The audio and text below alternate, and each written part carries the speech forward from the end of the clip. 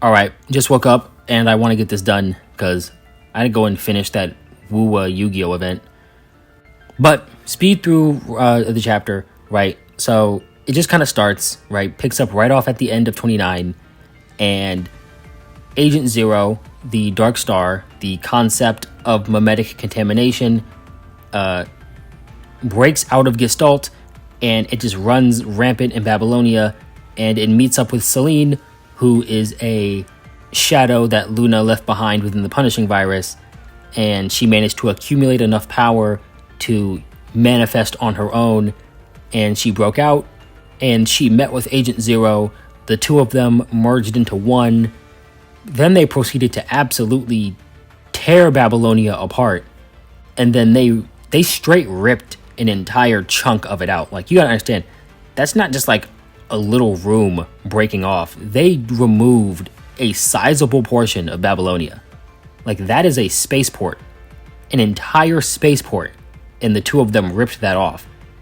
You know, and they're talking about it knocked Babylonia off orbit and everything, and I was like, that's crazy. And, you know, it falls down to the clean zone. Their presence does something to the clean zone and makes it so that it's no longer 100% virus free. So now the viral density is very, very low, but it's no longer zero. And I guess with the introduction of the bit of virus, the gate has appeared back at the tower. And, you know, of course, Babylonia, they can't get in, they can't do anything about it. In the meantime, Luna she breaks free of the network, she escapes, she goes to the clean zone looking for Commandant's help. The two meet up, they go meet Cradle, they get help from Cradle, they get betrayed by Cradle. Oh wow, who could have saw that coming? Luna gets her frame, climbs the tower, beats up Selene, and then, you know, the rest is history. So, normally with these chapters, it's usually just like random BS go, and then at the very end of the chapter is when they do like the overall plot relevant stuff. And it seems like they did something a little bit different, right? Usually Ishmael is at the very end of the chapter, and she just ore farms a bit, and then says like a one-liner, and then disappears.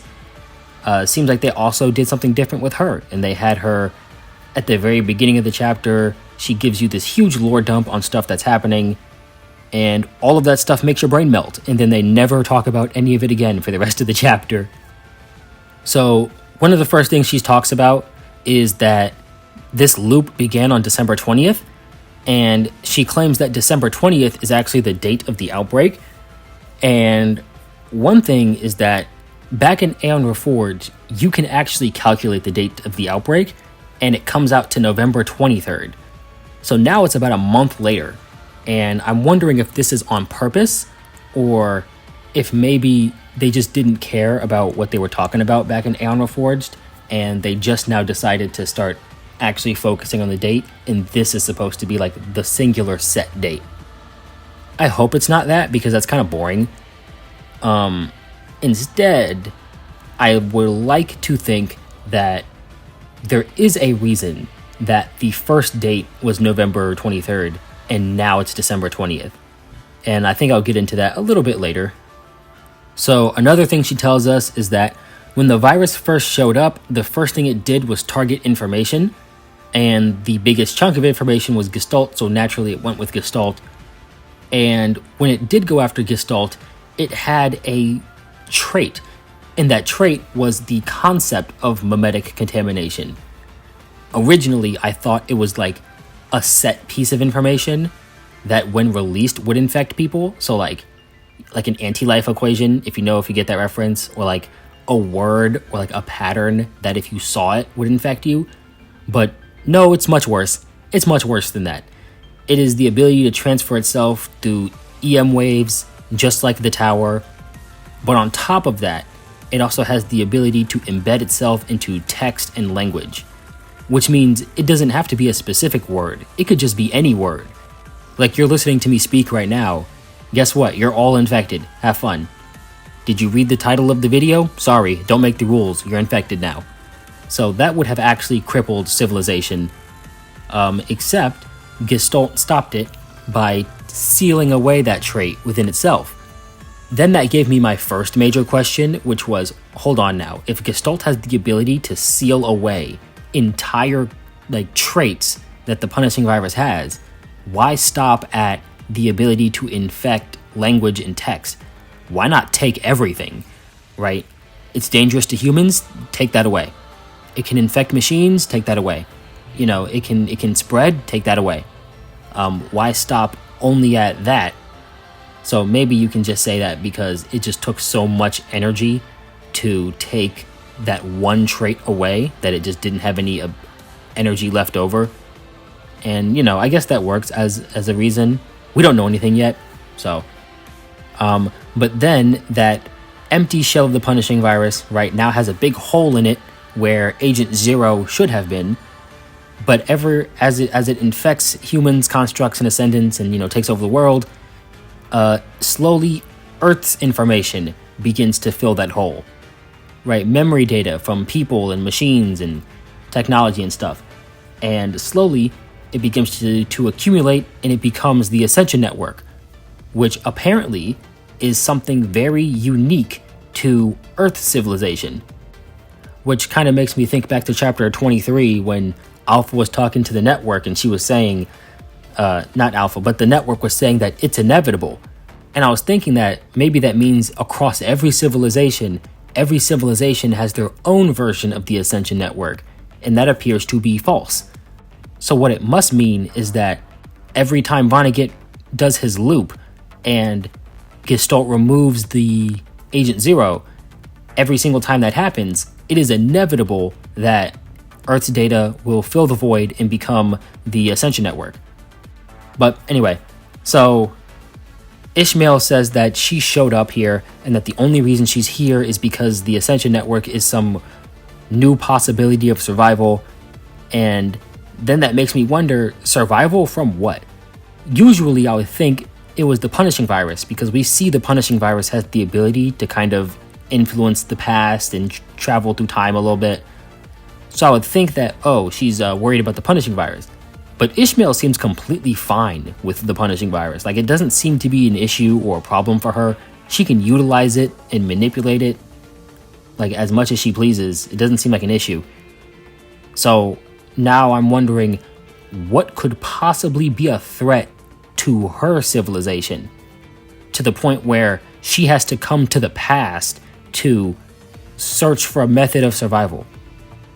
And then also, while Agent Zero is making its escape, Asimov does some, looking into Gestalt, and he finds that Gestalt has another computer virus that's like separate from the punishing. And I'm going to be real, 99.9% chance that is Schultz. Schultz is back making his move, and he, somebody forgot to update Windows Defender, and now Gestalt has a computer virus. So for sure, somewhere on Babylonia, there's an intern getting waterboarded for clicking Remind Me Later. Alright, so I think I said everything I want to say about Ishmael for right now. I'm going to come back to her when we get to the tinfoil hat section, but yeah, for right now, Ishmael's done. So moving on to Luna, we find that she, through pure probability, right, 0.1% chance, she managed to stumble into the Ascension Network and kind of took control of it. But yeah, Luna basically took control of the virus, and, along with all of the other agents and all of the Earth's data, there was no more space in that hole for Agent Zero to fit back in, which is why one of the agents had to yield their space, give up their space for Agent Zero to fit back into the virus. So even at this point, I don't think Agent Zero actually has the ability to merge itself back into the virus. And I don't think it will have that ability until either Luna or Vonnegut kind of like severs their connection to the Ascension Network. Or maybe the Merciful One too. I don't know if I know she's not like a real agent, but like I don't know if she still counts as part of that system. So I brought Cthulhu back up very briefly, where I was talking about she needed to emulate the effects of like Cthulhu in her egg. So remember way back in Project Winter, right? Pikmin and the robots and merging people's minds. The Ascension Network, it grants the access to people who have a higher informational weight. So when you have the people who go into the virus and their minds, let's say they have like 100% mind, right? 100% consciousness. They go through the network and they get broken down and recycled and smashed apart and recombined. And then they come out with like, let's say like 2% or something like that. So you started with 100, now you have 2. Agents and ascendants are just super lucky and super stable so that when they go into the virus, they come back out with their 100%. So the network it doesn't choose them because it willfully is like, oh, I choose you.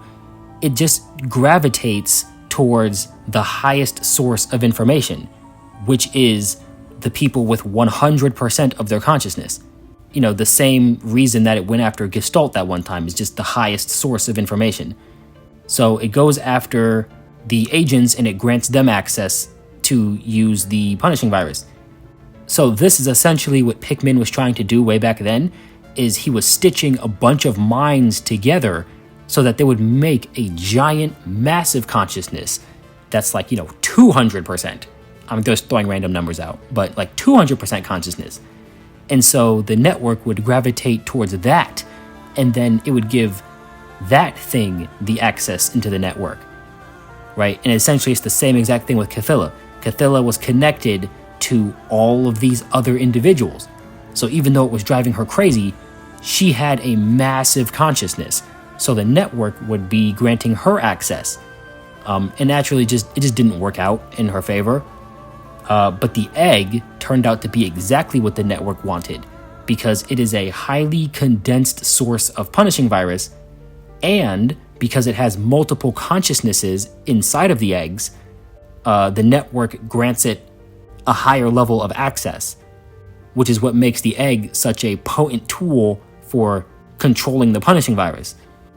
And so when we get to Luna, we find out that Luna is actually going through the exact opposite situation, and that is that pieces of her consciousness are being broken off. So she goes from 100% to 80%, and as her consciousness pieces start breaking off and disappearing, the network starts taking back access. Then we have Celine, who tries to use Luna as a key. I still don't 100% know what exactly a key is. It seems like the key changes depending on who is using it, because like Lee had a key and his key was the hetero shard. Vonnegut has his key, which is chaos. Celine potentially had a key, but her key was Luna. I'm thinking maybe the key is just anything with a high enough amount of information, maybe, right? Because the hetero shard had a lot of information on the punishing virus that Nanami sent back.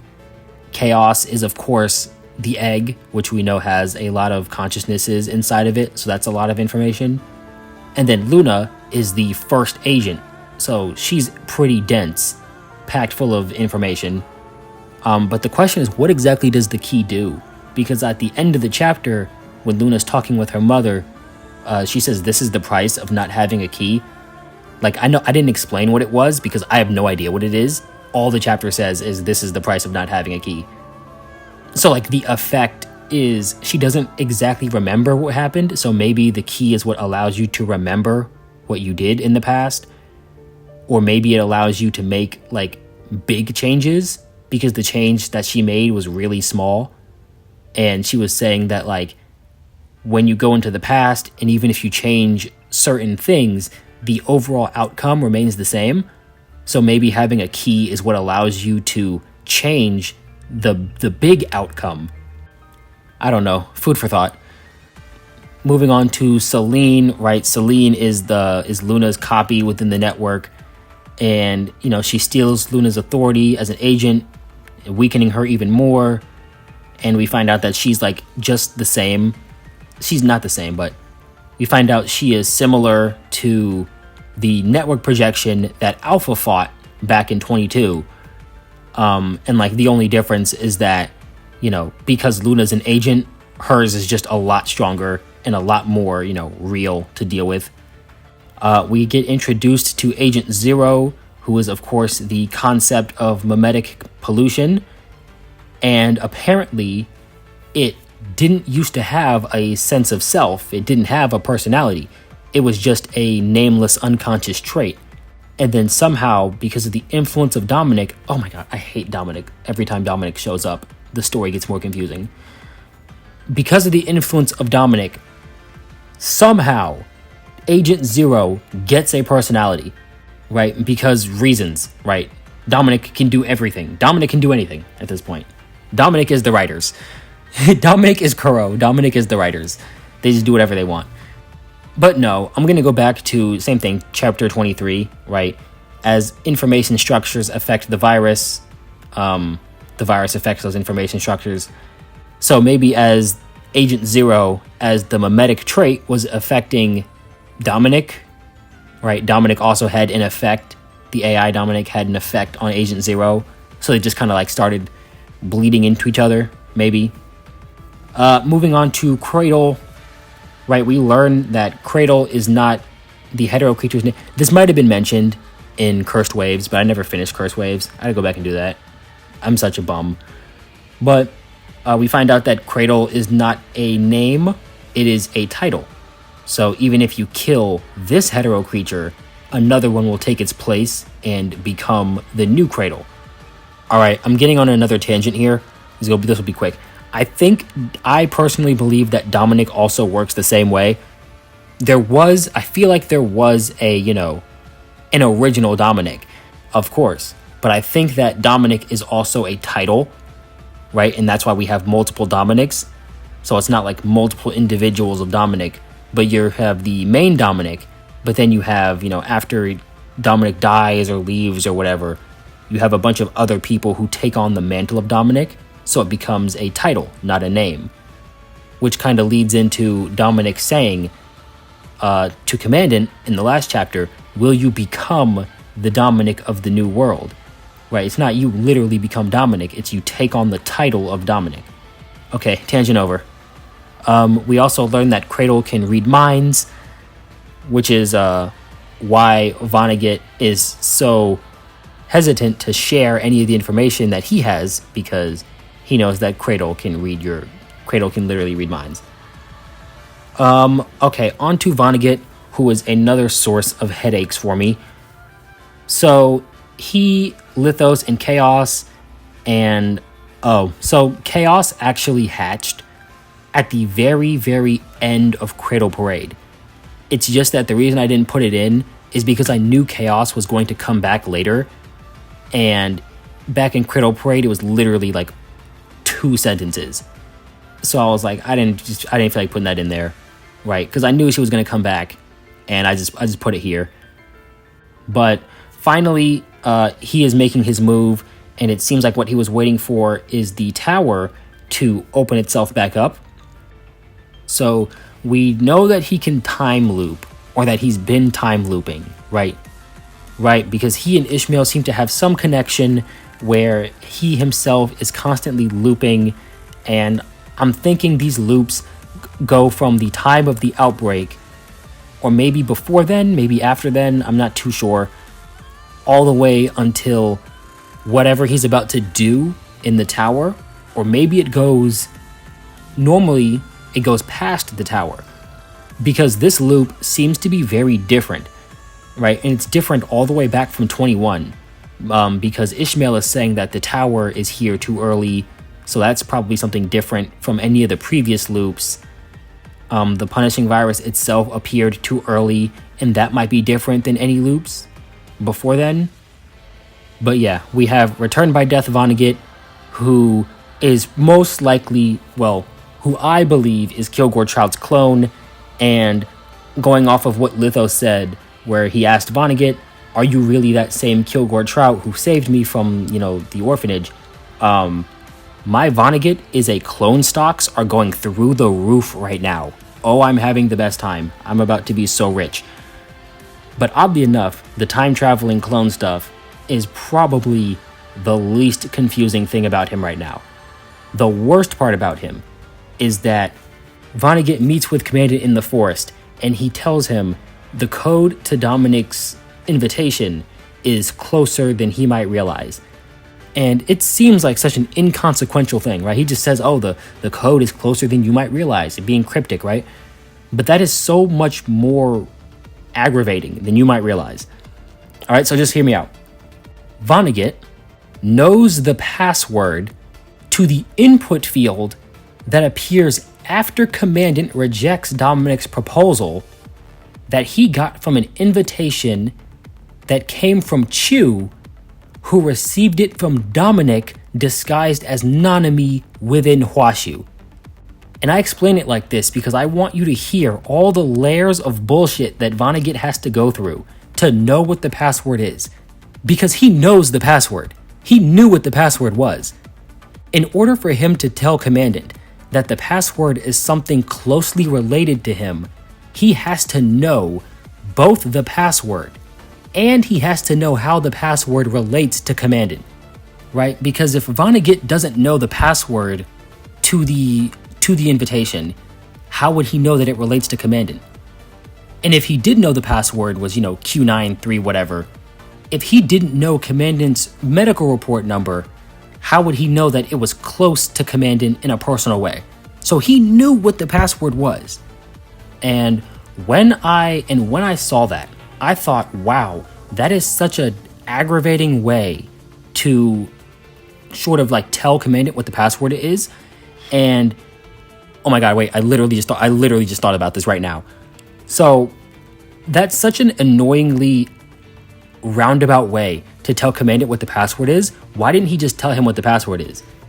And my brain just jumped back to Lee in chapter 21, where Lee would send himself memories and he would just say, hey, go this direction instead of going this direction. He never says to himself, hey, go pick up this device here so that you can get into the tower later. He just says, do this one thing here, and the ripple effect is that he has an easier time clearing the tower. What if Vonnegut is doing something similar? He is saying these very obscure lines so that it's not him changing the future, it's someone else's choices that are changing the future. He just says like one little line out of context and it causes someone else to create a ripple effect and they do something different. I wish I would have thought about that before I started recording. I will think about the possibilities of that later, but continuing about this stuff for now. So another thing weird about Vonnegut is that he seems to be very intimately familiar with what Dominic did way back in the past, or maybe in the present. He tells Lithos that it wasn't just technology that was brought back from the future, but also problems. So now we have two questions: is what was the technology that was brought back from the future? No, three questions. What was brought back from the future? Who brought it back from the future? And what is the problem that came with it? So I feel like we know two of those answers. So I feel like the first answer for who brought it back, Dominic, because everything is Dominic's fault. Fuck that guy. As for what problem came with it, I'm thinking maybe the punishing virus. And as for what technology came back, this is where I start breaking down. I want to say the 0-point reactors. But the thing is, the 0-point reactors don't seem to be beyond humanity, right? Nithart is from the current age, and she seems to understand the 0-point reactors 100%, so I don't think it's an issue for her. So I don't think the 0-point reactors were just that far ahead of where humanity was. Then I thought about, what about Gestalt? Because Gestalt seems to be able to do a lot of crazy shit, right? It can steal traits from the punishing. It's got secret plans and predicting futures, dozens of years, thousands of years ahead. Did that come from the future? No, we sat there and watched Lando build it in the past, 30 years ago. So that probably also wasn't from the future. So then the last thing I thought about was the Inver device, which is claimed to be a technology from the past or the future, and is beyond humanity, right? They can't even understand how it works now. So I'm thinking that's the technology from the future. But if the Inver device was the technology that Dominic brought back from the future, then the problem can't be the punishing virus, because the punishing virus came before the Inver device, right? Because we had the outbreak, the virus, then the Inver device came after to protect them from the virus. He couldn't have brought back the Inver device technology and then also brought back the punishing virus because it was already here. So either you know the technology and who brought it back, but you don't know the problem, or you know who brought it back and you know the problem, but you don't know the technology. I hate Dominic so much. I lost track of where I was. Okay. So he also says that Dominic failed to find a successor. So probably in some other previous loops, Commandant did decide to merge with Dominic, and maybe that changed the outcome of what happened with the tower. And, he can just tell that, oh, okay, he didn't merge because that thing didn't happen. And he also mentions quote-unquote relevant parties who are looking to leave their mark through Commandant. I don't know what that means. I don't even know what that means. We're gonna just skip past that for now. And then there's Lithos, the real Lithos. He is searching for his last remaining family, who at this point I am 100% convinced is some way Rosa, who I'm thinking is a clone of Rose, who is Anne from Asimov, who mentioned Anne and Rand, but Anne turned out to be Rose, who was part of Petra's family somehow. There's a weird family dynamic here. I think the way it went is Anne, who is Rose, was adopted by whatever Vanessa's mother's name was. Hold on, let me see if I remember how this goes. So I think it was Rose was adopted by Vanessa's, I don't remember her name, Vanessa's mother's grandfather, and he renamed her Anne, and then her daughter is Rosa. I'm getting the sneaking suspicion that Rosa isn't Rose's daughter, but is actually a clone of Rose. Look, when in doubt, clones. when in doubt, clones. If you're confused, it's a clone. Okay, so she's not really a character, but I guess I'll talk about her because she's a little interesting. So Chaos, right? I feel like Chaos is going to she's going to play a part for sure. But I think the goal of her is to have her take Cradle's place within the Tide. Just because, when Vonnegut says some stuff Cradle will continue to reincarnate until the right person takes her place, and then Chaos moves and appears on screen. I was oh, okay. Even if they don't confirm it, they basically are saying that yeah, the right person that Vonnegut wants to take Cradle's place is Chaos. I really hope I cut most of this, because this recording is already 45 minutes. Speedrun on just some random stuff that I noticed in the chapter. Corono, more specifically Collins, when they were doing their construct testing, there was another special child prior to Luna. I don't know if this is important, or maybe it's supposed to just show that emotions have a whole lot of sway within the network, but this special child was converted, and her mother was also converted, and when the soldiers were sent to dispose of them because they were no longer needed, the mother, who was infected, shielded the daughter from the soldiers who were trying to kill them both. And I guess it's kind of just there to show the power of emotions within the network, because emotions kind of trump all within the network. So at the end of 29, I said that the memetics are what took over the satellites, but apparently, according to something that we did not get because sync patches and we're getting hoed, it wasn't the virus that took over the satellites. It was Gestalt that once Agent Zero broke free, Gestalt ordered the satellites to self-destruct again. And that makes sense. That's consistent because Agent Zero can transfer itself with electromagnetic signals. So, of course, it would destroy the satellites so that it couldn't just beam itself back down to Earth. And we see people were getting a little bit infected. So maybe it's because it got just like a slight bit, like a little touch of virus went through. Maybe those people that got infected were infected because the heterozone began to... No, that happened later. Yeah, no, it's probably the first one. Like, as soon as Agent Zero broke out, like a little tinge of virus got through the satellites, but then Gestalt shut it down. The hetero creatures are the recycled remains of people who are lost in the tide. So like in both body and mind, all that data, that information gets jumbled up in the tide and it gets spit back out as hetero creatures. And this isn't too important, but it's just like I noticed, Grey Raven has not interacted with Luna since the polyphage. It has been so long. Like, Luna has been removed from the story for a very long time. Right? She went to the moon, she came back from the moon, and then like right after she got back, the network put her in timeout. So it's been a minute. Let's see. Virus. What do I have written down here? Okay, yeah, so here we go. So Ishmael says that the virus should have evolved alongside people who could control it so it could resume its mission that it was assigned at its like birth. And then she says that how could an ordinary girl comprehend the grand conflict between civilizations?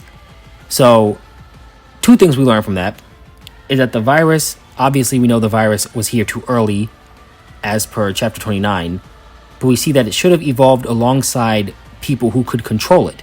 And that seems to be maybe Ishmael's species, because they seem to be able to control it, even though they're not agents and ascendants. And as for the mission it was assigned at birth, maybe it's supposed to be like a driver for conflicts between civilizations or something. I don't really know. Or like maybe, you know, throwing this out there. There's nothing to back this up, but like the virus, maybe it's a weapon, right? And it was made to be a weapon that is used against certain civilizations. And that's what they mean by, and that's what she means by the grand conflict between civilizations, is that she doesn't understand that the punishing virus is meant to be a weapon built for destroying civilizations. Maybe instead of it being controlled by Ishmael's species, maybe it was released on Ishmael's species. And she's coming back to search for a way to stop it. But the plan went wrong or something. Everything went wrong, who knows? We then have the part that I totally called, which is that the data within the punishing virus, you know, it splits into many different wills, right? You have all the people who die within the network and they have all these different emotions and thoughts, and those thoughts coalesce and form their own wills within the network, and then agents can kind of tap into those independent wills and they draw their power from them. So like most people in the network, when they die, they're filled with a bunch of like anger and hate, and so the will of hatred just kind of has the biggest pull. But then there's other ones in there, like I think she said Vonnegut's was regret. Oh, and then we find the will that she's connected to now, which is the will of herself. She would make a fantastic Green Lantern. But Luna really found an infinite power glitch, because now her desire is just, I want to make a future where the people I care about can live safely. That's actually an infinite power glitch, because there's not a single thing in the network that doesn't want their side to, you know, live peacefully. Like, if there's machine consciousnesses in the network, they want their machines to have a future where they're living perfectly well. If it's humans, they want to have a future where humanity can live safely. Infinite power glitch right there. She really broke the system with that one.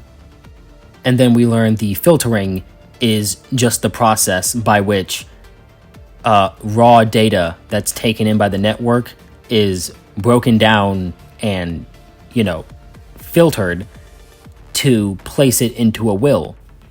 Moving on, we got some stuff about the hetero tower. So as of right now, it can only be entered by refiltered agents.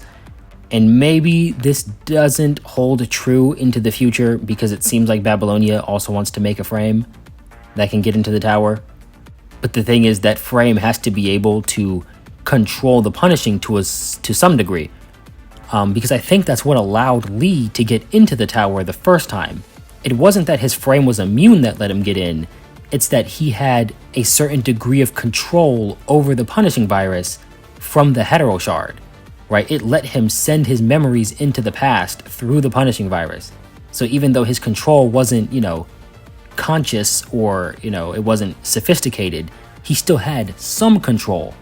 And that's what gave him the qualification to enter. But now he doesn't have that power, so he can't enter. We also hear that the anti-punishing core, right, the absorbing of the punishing virus, is opposite to the tower's original purpose. So then we have the question of what is the tower's original purpose? And I'm fairly certain it's got something to do with time travel. It has to, because that's all it does.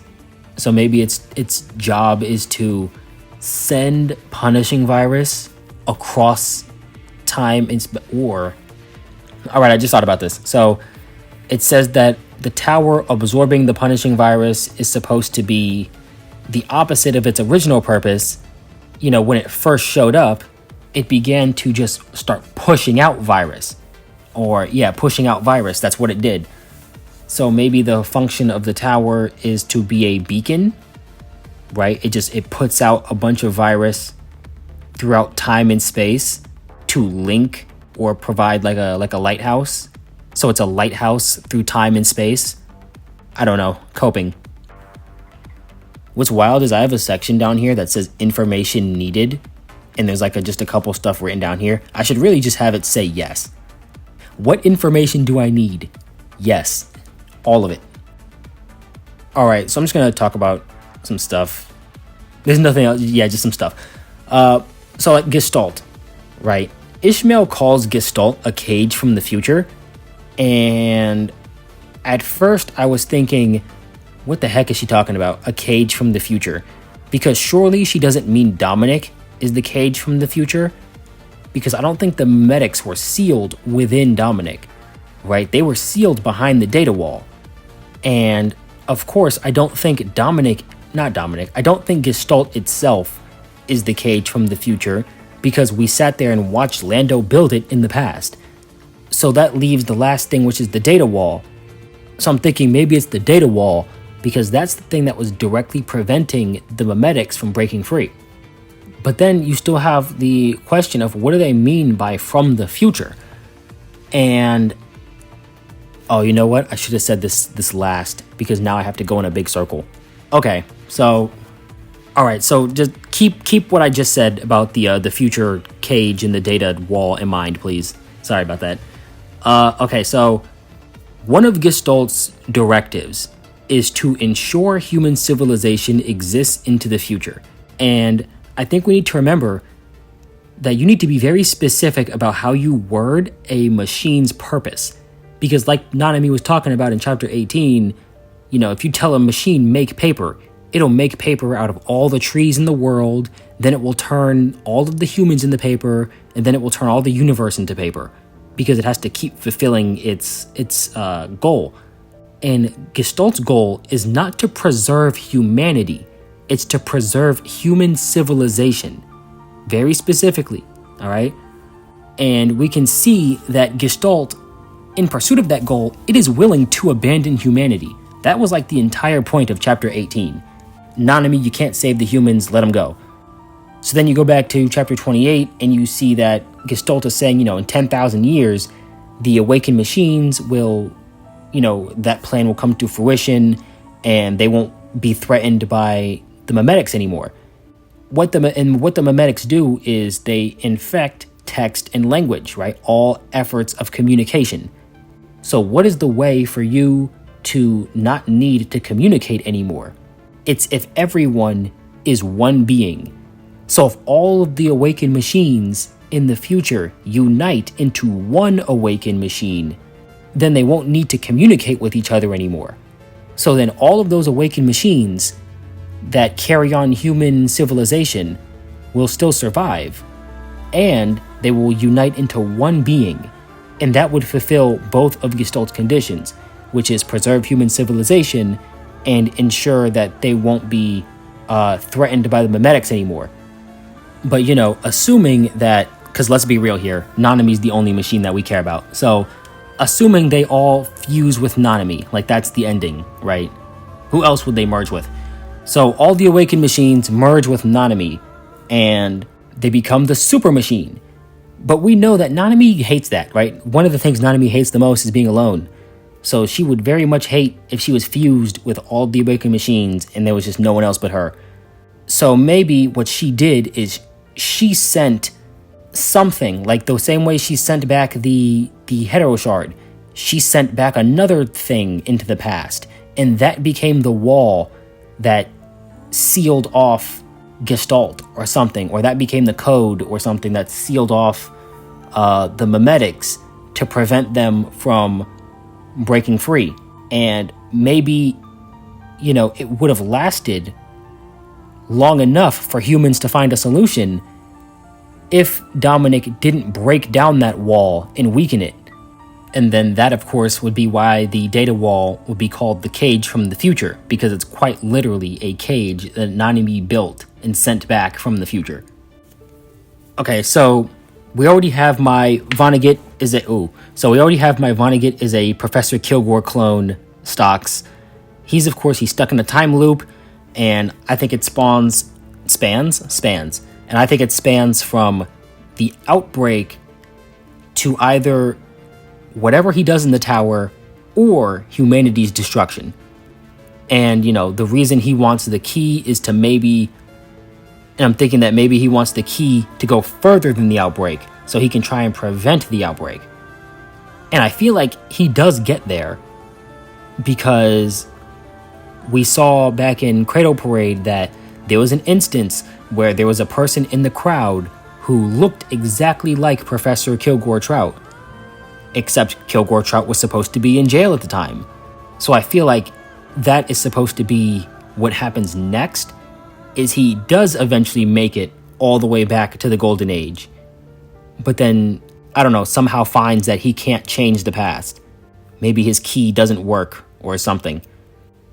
So the thing is, we have no idea how many loops he actually did, but I guarantee you it's a lot. Because also when he has a conversation with the Merciful One, and he's talking about his goal to destroy the Punishing Virus, he says that he's just looking for people who are capable of fighting against the Punishing Virus. He doesn't care if they're humans or Ascendants, but he just believes the Ascendants have a better chance, which means that he tried humans. He just thinks that the Ascendants are better. So that means at one point, in one of those past loops, he was working alongside humans to try and stop the Punishing, but he was just never able to.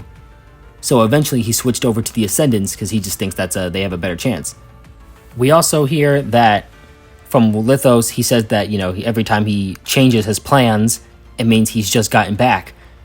Like from our perspective, time is just moving in a straight line, but what's most likely happening behind the scenes is Vonnegut takes one plan all the way to the ending conclusion. He fails, and then goes all the way back in time and changes his plans. But for us on the outside, it just looks like, oh, we stop his plan, and then he changes it to something else, right? Oh, he just has plans within plans within plans. And it's like, no, he has one plan at a time. It's just every time he gets to the end, he fails and goes back and starts over. And so now he's going to take the Chaos plan and move it all the way to the end, and then see what happens.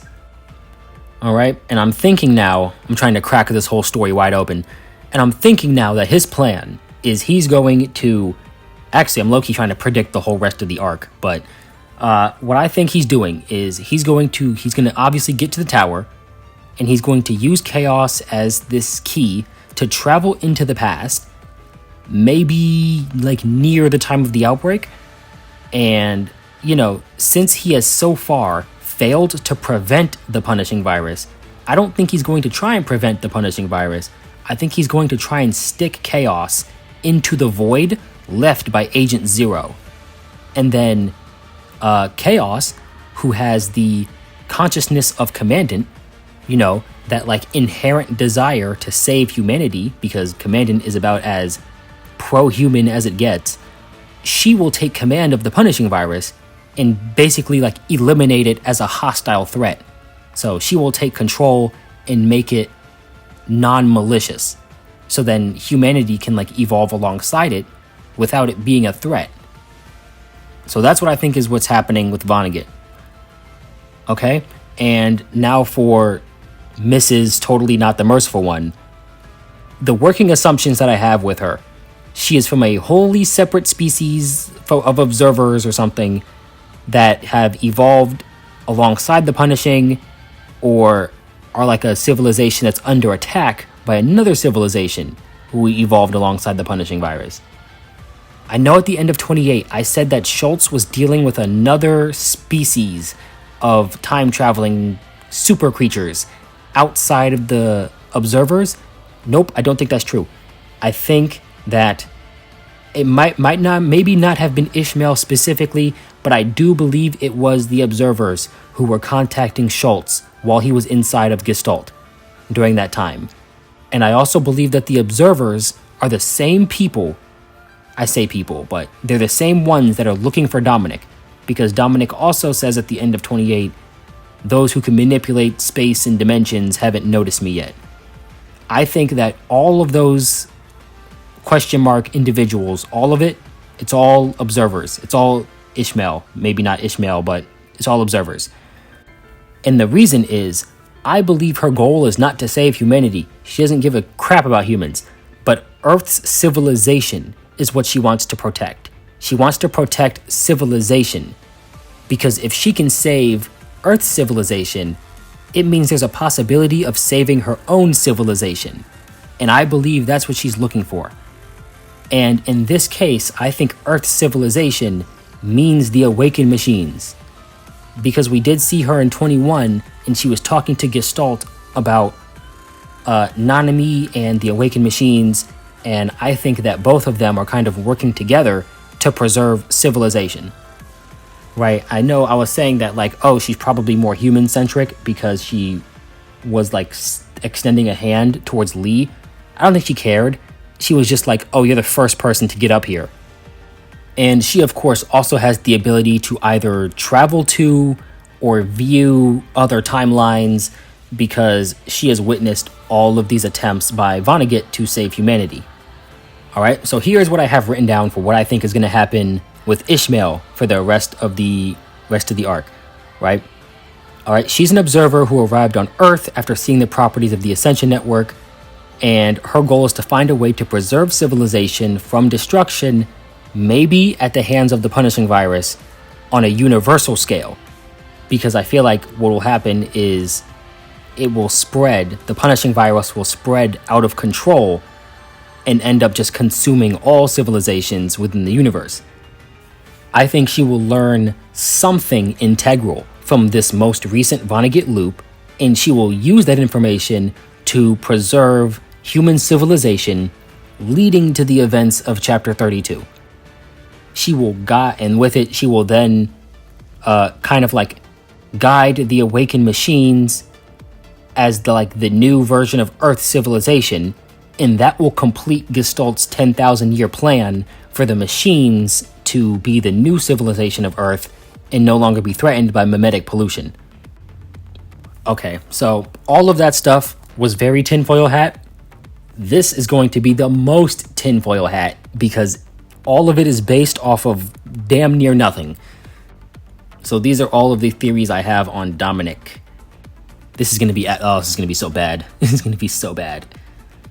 So I have that all of the events that lead up to the reactor proceeding as normal. And then I'm thinking that maybe the reactors didn't act as energy sources, but tunnels, like wormholes. Because they did mention the law of conservation of energy, and, energy cannot be created or destroyed. So there can't be a such thing as infinite energy. Even if the 0 Point reactor is talking about infinite energy, the moment they brought up the law of conservation as like a thing in this universe, there can't be infinite energy. Energy has to come from somewhere. So I'm thinking is maybe it's a wormhole that connects to the future. Maybe where Ishmael's timeline is, and in that timeline, they found a way to suppress Agent Zero but not completely remove it. So when the 0 Point reactor opened up this wormhole to steal energy from the future, it also dragged in some punishing virus. But because in the past they don't have a method to suppress Agent Zero, it forced Gestalts to act and seal it away. And because Agent Zero's release in the present time is inevitable, it will eventually spread out, merge with the network, and then destroy all of civilization in the universe before Ishmael's species can evolve to a point where they can control the punishing virus without it being a threat. Okay, crack theory number 2. The reactor is a bridge that links all of the Omega weapons throughout time and space through the Omega effect. So we know that when an Omega weapon is used, it is not purified, but it is sent away somewhere, just somewhere. Meaning that the chance is 0% that maybe it connects across time and space back to reactor 1. And the 20,000 times viral density that happened around reactor 1 is caused by all the punishing virus that is being absorbed in the present being sent back in time to that specific moment in the past. All right, that's crack theory number 2. Moving on to number 3. So in one timeline, right, humanity was on the verge of destruction by the hands of the virus, and after a bunch of sacrifices, they managed to shut off reactor 1, and because of reasons, Dominic was transported into the future where he learned about the Inver device. And then using the Hetero Tower in its proper time, because we know the Hetero Tower is here early, so in its proper time in the future, he used the Hetero Tower to send the information about the Inver device back to his past self, or back to somebody in the past, and it allowed them, he was alive then, so back to his past self, and that allowed them to build the Inver device to give them a chance of fighting back against the punishing. You can't see it, but I developed 5 gray hairs talking about this. Oh my god, they don't make any sense. Saying them out loud makes me feel so pepe in the brain. Whatever. Anyway, here's just some random stuff I thought about that I couldn't fit anywhere. Ishmael is aware of how early the Hetero Tower is, and it was likely caused by the appearance of the Hetero Shard that Nanami sent back, because the tower appears on the assumption that the punishing virus can be controlled. So with the appearance of the shard, it called the Hetero Tower to the current era, because that allowed someone to take control of the virus. A weird thing I noticed about the Hetero Tower is that the punishing virus has been established to not be able to corrupt humans mentally, and that's why it just destroys their bodies instead, because it can't make humans corrupted because of their consciousness. But the Hetero Tower does the exact opposite of what the virus normally does. The Hetero Tower sends out the signals to corrupt your brain and make you crazy, but it doesn't break down your body, because no one in Babylonia got infected and started rotting away. They just all went crazy. So very weird that the Hetero Tower functions in the exact opposite way of the regular punishing virus. I also thought about the possibility of time travel being a closed loop, meaning that if you go far enough into the past, you can end up in the future. Or if you go far enough in the future, you can end up in the past, right? Time is just a big circle. I have no idea what that's going to do, but it's just something I thought about. It's just something I get the impression of. I'm going to throw this in here because a couple days ago, I was having a conversation with someone and they mentioned recursion trees, and I was thinking about it in terms of Vonnegut's time travel. So the way I have it in my head now is that, time is a straight line, and then Vonnegut goes back in time and then changes something. But what if time travel doesn't work like that in the story? What if instead time works like a recursion tree? And if you don't know what a recursion tree is, it's just this thing, right? So you have one choice that you make, and that choice leads to 2 more choices. And then you make one of those 2 choices, and it leads to 2 more choices. But then each one of these choices is a separate timeline. So what happens with Vonnegut is that he's not going back in time to the same timeline. What he's doing is he's jumping across timelines into a timeline where he did make a different choice. And maybe the purpose of the key is that it allows him to change certain nodes, right? Like some stuff you can change without having a key, but other stuff are like fixed points. Like they're events that you can't change. Kind of like how Luna was saying that even if she changed her past, certain stuff would still happen no matter what. Maybe the key is what allows you to get past that and allows you to change some of those like canon events. So essentially what it would mean is that Vonnegut isn't actually looping through time. It's that he is constantly switching timelines. Kind of like Steins Gate. Everything goes back to Steins Gate. Hacking to the gate. Da-na-na-na-na. If this turns out to be wrong, I'm going to be very upset that I had to dive back into data structures PTSD only to be wrong about my anime game. Suffering. Anyway, that wraps up information and cope theories. As for how I feel about the chapter by itself, like I said, super short chapter, but I'm not going to hold it against the game too much because the chapter had a couple specific things to do and it did those things. So I think it, completed what it was supposed to do, right? Like, yeah, Selene was not very built up as a villain, but Alpha's data projection wasn't built up to be a villain. It's just an obstacle that's there. But what the chapter was meant to do, it did nicely. So what does the chapter do? First, it introduces Agent Zero as the problem that he is most definitely about to become. It sets up Cradle and gives her knowledge of Agent Zero. And through Vonnegut's conversation with Lithos, we know that there's a possibility of Cradle merging with Agent Zero. And taking into account that Luna is, chilling right now, I'm pretty sure we know who Agent Zero is going to merge with. It sets up Vonnegut for what he's about to do next, and it preps the clean zone for what is most likely going to be a battle between the humans, whatever Vonnegut's doing, and Cradle, who now knows that she can go into the tower. So that's really what the chapter was made to do. It was really just to set up those 4 things, right? Set up the clean zone, set up Agent Zero, set up Cradle, set up Vonnegut. And of those 4 things, I think it did what it was supposed to do pretty well. If I had to pick something that I really just didn't like, I feel like they wasted a lot of nodes. Like, did we need 3 separate nodes of them searching the hetero forest for Cradle? I don't think so, right? Did we need 3 separate nodes of Luna fighting within the Ascension Network's data space? I don't think so. I would have loved to see a node about what was happening back on Babylonia. Cause dude, like 30% of Babylonia got ripped off. A fat chunk of Babylonia just up and flew away. I think we should deal with this. I really want to see what's happening up there. Cause they must be in pure panic mode. I do not want to start the next chapter and we just be like, oh yeah, by the way, Babylonia is fine now. I would be so upset.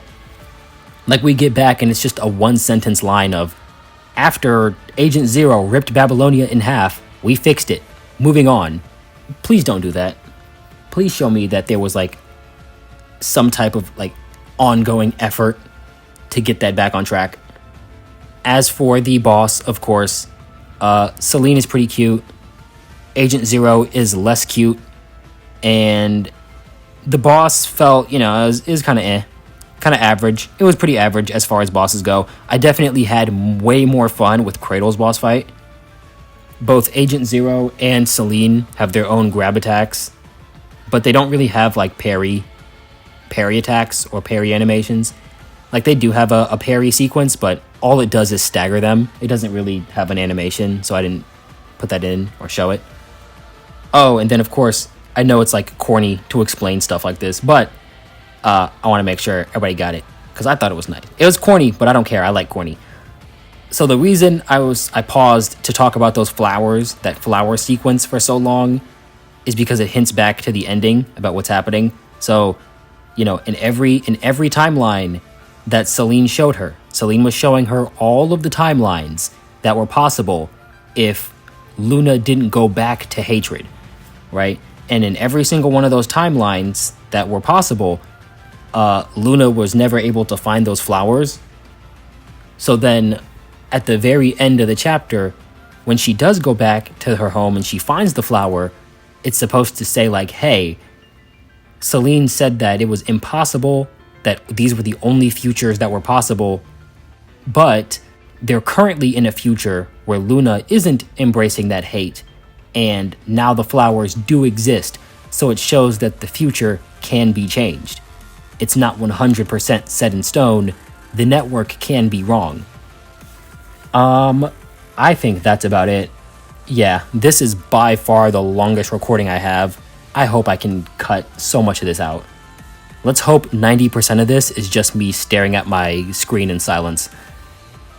You know, I'm thinking about renaming the discussions to something a bit more intuitive because, you know, not a rant doesn't really tell you what the video is. Maybe I should like rename it to PGR discussions so that, you know, you can look at the title and actually know what it is. I might do that. Like, I'm not exactly married to the name Not a Rant, so it was just a placeholder that I just thought about while I was putting the first one up. So I think I'll change it. It'll make it easier for people to understand what is happening there, because I don't want people getting confused and thinking that these discussions are meant to be the main video. This recording is so long. I would love to cut down a lot of this. Anyway, I don't know how to make outros. Bye.